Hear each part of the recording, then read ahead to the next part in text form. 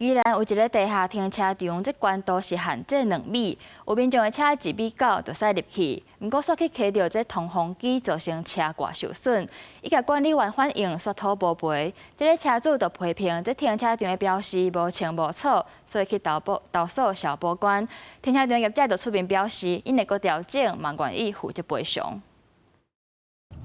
民众驶车进入地下停车场，看到2米限悬的标示，因为家己车悬度只有1米9，决定要开入去停车。想袂到落到停车场才发现厝顶有真侪排风，停车的时排风机弄到车顶，造成毁损。后来我就去管理室去跟他们管理员沟通哈，然后管理员就说：“那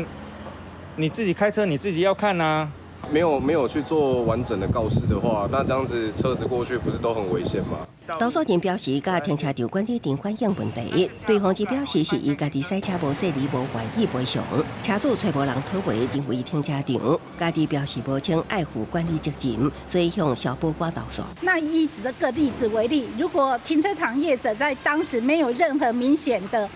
警告标示的话，就逃不了任何的责任。消保官认为，业者的场合对消费者的生命、身体健康、财产有危害过如，都要伫明显所在有警告的标示无做到，发生损害都要负责。